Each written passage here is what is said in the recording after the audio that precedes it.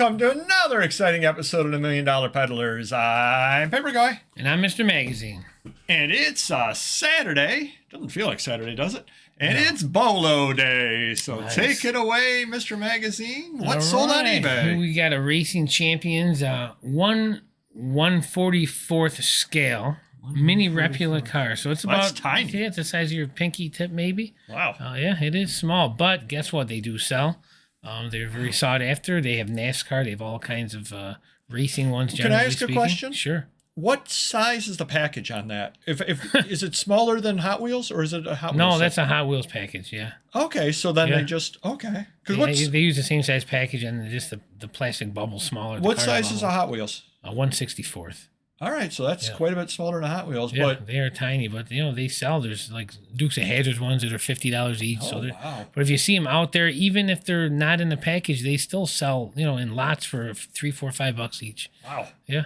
It's crazy. Very cool. So keep an eye out for those tiny little plastic cars. They're worth money. And they're probably in your shag carpeting, and you'll step on them. Yeah, true. Next up, looks like you would throw this out, and many people have thrown it out. Well, guess what? I didn't throw mine out. And these are some duplicates from my collection. Star Wars Return of the Jedi original figure card back. Yeah, it's a card back, yeah. Okay, and you did the front and the back, right? Yeah, the figure was torn off, obviously, from the bubble, but this is original. And they sell for about $15 a piece. Some sell for more if you have an original Boba Fett 21 back, which is his first figure. That could be worth $300, $400, $500 in this shape.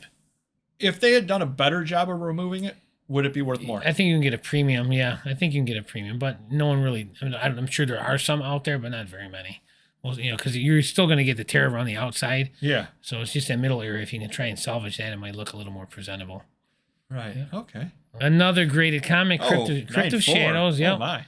Crypt of Shadows, issue 11 from 1973. It's a CGC 9.4. They sell anywhere from like $150 to $250. I took $180 on this one, and I didn't have much into it. I think raw, it's probably $25 in this shape, maybe $50. But again, you got a lot more money for it graded. Yep, and we do have a video out about grading where we discuss. We have two videos out, one where we say it isn't good, and one where we say it is, so we have all the bases covered. We have changed our opinion over time, and definitely check that video out. All right. That was a mouthful. Next up, I might be talking about these again, but Swimwear Illustrated. These swimsuit magazines always sell the vintage ones from the 80s and 90s, 30, 40, $50 all the time. I can't say much more about that. I don't know. Eugene is a popular brand, right? I think that Eugene is a brand. Oh, I was wondering if that's who the cover model was. No, it's definitely a brand. But they do sell. Yeah. Eastern European swimsuit model, Eugene. Exactly. And it doesn't have to be a bikini. She's wearing a one piece, and she looks lovely in that. I don't know where she is now. She's probably 68 years old, but nevertheless, it's a $48 magazine. And she still wouldn't give us the time of day. Exactly. All right, lastly, wrestling magazines. I don't know about you, but I sell them all the time from the 80s, 90s, 70s. It doesn't even matter. They sell 10, 12, 15, 20, $25. So if you find them out there, grab them. Even in rougher condition, I've sold them. People collect Hulk Hogan. Now, what about if you have wrestling magazines more recent? Do they sell? They do sell. Sure, they like. It's a big following. So yeah, they definitely sell. So something from 2010 would sell. Yeah, John Cena, Rey Mysterio, any of those guys. Sure. Yeah. Okay, it's good to know because those you will find out there. And how important is condition? RVD. Oh yeah, I was going to say that myself. Yeah. Scott Steiner. How important is condition on wrestling magazines? I mean, you can get more for a nicer one, but they will still buy them. Just the ones that started in the 90s, a lot had posters, and make sure you list them if they have the poster, because we never did that, and we get emails all the time. There's a poster in there, and then we got to pull them out, and it's more of a headache. So. Well, the other problem, too, is people might assume that they're in there, and then when they order them, then they want to return them. True, yeah. As well. Yeah. I like to do it. Sheet music, 1920. Byron Gay, Art Nouveau. This definitely sold, and anybody that doesn't follow our posts on our channel here, definitely check them out, because this was something or other that I featured in one of the Facebook posts. I try to give people a chuckle every day. This was featured over there. Wasn't able to find one out there online, but it just kind of looked interesting. Yeah. As far as the the Art Nouveau and just kind of the way it jumps out at you. Sure. So I listed it for $28. Took a $20 offer on it. I was happy to take that honor because these are the things you can find out there. I hate to say I didn't pay anything for it. I probably paid a nickel for it because it was in a big box of sheet music that I bought. Yeah. You just never know what might be in there. The hardest thing I find with sheet music is finding the time to list it. I've got boxes of it in the garage. Sure. Yeah. So that's the hardest part is listing it. But once in a while I do pick it up. I pick something like this out of it. I got $20. I know I didn't pay $20 for the entire box. Right. So things like this are out there. The next thing I have up over here is just something other that no matter where you live, you have something like this, a telephone. This great contrivance, first 100 years of the telephone in Rochester, New York. I have probably sold, realistically, 8 to 10 of these throughout the years. This is something that you find all the time. It is out there regularly, locally.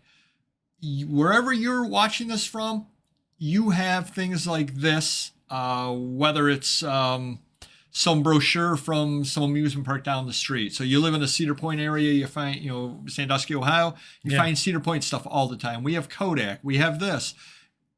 Buy them and list them. And when you sell it, keep your eyes open. You will find it again and again and again. And granted, $15.18, free shipping. I didn't make a lot on it, but I still made $4 to $5. I buy these for $1 and under out here. You find them all the time. So if you can find that in your area as well, something similar, it's easy money. It's free money, really. Sure. Yeah. You're tripping over the money in cases like that just because it's out there all over the place. The next item's not out there all over the place.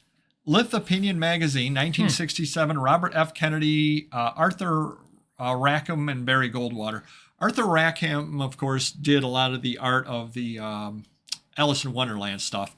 So I did note one of these pictures over here is stuff of his, and I say it is. There it is. Have you ever sold Lith Opinion Magazine? No, I have not. Have you ever seen Lith Opinion Magazine? Not until now. Definitely when you're out there and you see the obscure magazines, do pick them up. The only time I would say not to would be if they're like those 4 to 8 page union, really boring union magazines, things like that. But something rather like this, because it's got, Robert F. Kennedy, it's got a lot of different things that could potentially sell it. And there aren't a lot of these out there. It did get bid on and did get purchased at the bid at auction. Right. Gotcha. Next item we have over here. Varsity 3-ring binder sheets, unused paper with band. Rexel stores with the bag. So there you go. There's the bag it came in, and there's the Varsity thing. Very cool. You will find things like this out there as well. You can find stuff like this at estate sales. What I am certain happened was back in the day, they purchased paper. One pack got stuck aside because they never ended up needing it, and it's still intact. The person that bought it wanted to know how many sheets of paper were in it. Now I said, well, I can't count them because, I'm not going to count them all, and it doesn't say. So they asked me actually to measure. And they were obviously a collector of paper because they said if it's 3/4 of an inch, it's this number of pages. If it's 1/2 inch, it's this number. This turned out to be 3/8 of an inch. They said, oh, okay, great. Then I kind of know how many pages are there. So if you don't know how many pages of paper because it's not listed, give the measurement. I did not. I had to pull it out and answer the question. Next time I'm going to give the measurement and save myself some time. Next item we have over here. Children's Digest Magazine, October 1981, Pele Soccer, Baseball World Series. These things are out there, and most dealers just walk right by them.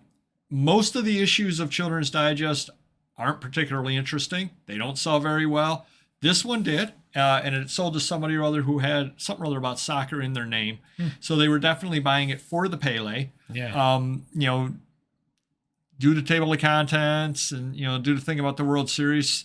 But they're adding that to their collection. I like the little hacky sack in the corner here. That's cool. I didn't know they made hacky sacks back then. Oh, there you go. I didn't either. And the last item we have over here today, this is definitely a magazine that if you find it, buy it. I don't know if you've had a lot of these throughout the years or not, but the Burr McIntosh Monthly Magazine, Christmas 1907.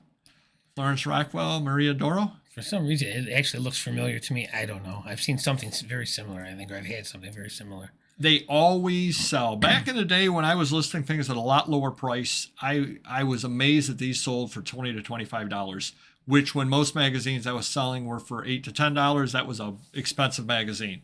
Right. Now I listed it this morning for $54. Somebody made me an offer of $70 on it when it was up for auction, and I said, let's get it out of here.